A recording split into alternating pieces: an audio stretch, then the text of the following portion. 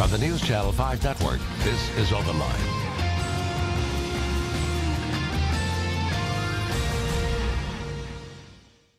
Hello everyone, welcome to OpenLine tonight. Look, full house up here, talking about metro schools. 2 weeks into the school year, what is going on? What are some of the questions you have? I want to give you a chance to call in and ask those who know here with Metro Schools. There's the number 615-737+. But first, let's introduce the panel.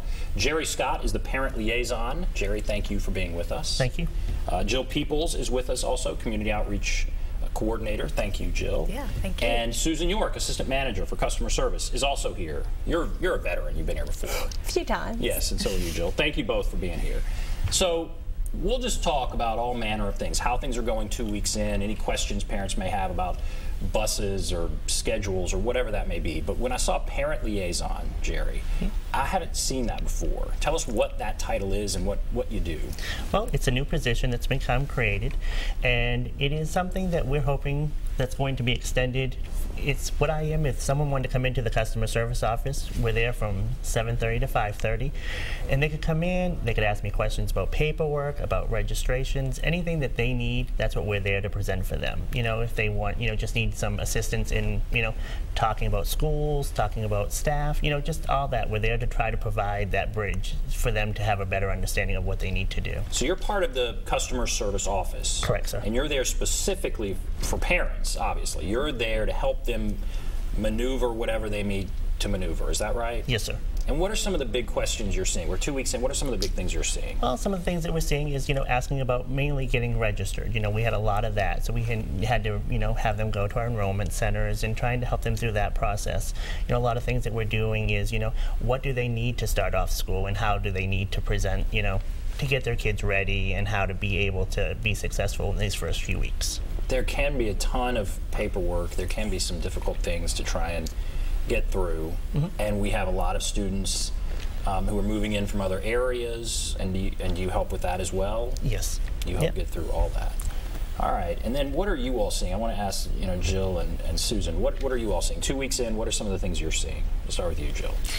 Well, I think on my end of things, I am seeing that things that are coming up pretty soon, which is the school choice process, and it'll happen in November. And so we're really answering questions for parents about, even though it's the start of school year for people that are, have children that are in 4th grade or 8th grade, but they're wondering what is going to be my middle school choice, what is going to be my high school choice. And so we're really working with these parents right now on what the whole optional school process means, as well as communicating with them about the First Choice Festival that will be happening on September 20th. So I think that's some of the things that I'm doing right now, going to just different communities and moms groups and things like that to just kind of get them thinking about, I know it sounds crazy, but really next year, what next year looks like. Because one of the big issues I know is Metro loses students from kindergarten to middle school. Metro would like to keep more in middle school. Yeah. So how do you do that? You reach out to parents, you explain what the situation is, the choices that they have. Yeah. Is that right? I mean, so the numbers are pretty, they're significant. The number of students or the number of parents that take their kids out after kindergarten. How can that change? What can be done? What is being done? How can we, as Metro, in Metro schools, keep more people in schools after kindergarten, going into middle school? Right. Well, I think what we're noticing is that our parents that are in the elementary school and that choose the elementary school but then leave, a lot of times they just hear things that are going on in the middle schools, but don't really have or take the opportunity to go into those schools, into those middle schools, and take tours. And so I think what our schools are trying to do, and our district is trying to do, is just to provide more information about these families, provide more information to these families about these schools so that they can make the choice on their own. The great thing is Metro offers so many different choices, whether it's a magnet or a zone school or a charter school, there are so many options. And so what we are trying to do right now is just really promote, hey, go and check out the school, go and talk with the principal. And really the first step in that is going to the First Choice Festival, and then really that's where they kind of meet and then schedule those tours. We'll talk more about the First Choice Festival, but yeah, when I say that we're losing, as Metro is losing students, it is to private school. And I think you're right. I think sometimes parents, they just hear and they say, well, it must be time to go to private school. And so what you're trying to do is just at least to make it part of the conversation, get them to take a tour, help them with the paperwork. Is that right? Yeah, I mean, I think our whole motto here is like knowledge is power. Like if they have the knowledge about these schools, they can make a very educated, choice. And what are you seeing? Susan, what are you seeing? First couple of weeks, what are some of the things you're hearing, seeing? What we're seeing basically is that students are getting down to the business of learning and being taught, as opposed to the last couple of weeks when we were taking up to 1,800, helping about 1,800 customers a day with figuring out how to get enrolled, what shots do I need, what do I need for supplies and school clothes. So we've changed from that, and we've changed into, okay, now we're in school and now we're learning, and what can I do to help my child learn more? So we've really seen a big shift in about the last 3 to 4 days. It is remarkable, the organization that is required. So all of a sudden, all of these students show up at a school. How many surprises are there? Were there surprises along the lines of this school over here had many more students show up on day one than they expected, and this school over here didn't have as many as they expected? What about, were there surprises like that? Not so much. Our student assignment department does a great job in student projection. We have a pretty strong idea how many students will come. Now what we do is all of our schools that are in our optional program that Jill will talk to you more about later, we do have a provision that if any students do not come as expected on days 1 through 5, we actually will go back to our list of students who would like to have that school, and we will fill all empty seats. So we've been busy getting the numbers of attendance and filling all seats for anyone who wanted to go to those particular schools. In other words, there was a waiting list to get into certain schools. Yes. And now you're beginning to fill those numbers up. Yes, we filled all available seats. Okay. All right. Well, that's kind of an overview. We have a few people on the line. We'll start taking calls. Let's go to Marvin. Hello, Marvin. Yes. Hi. Go right ahead. Well, I want to give you a little bit of background on myself. Okay. Know where I'm coming from. I am a Nashville native, and I went to Metro schools as a child.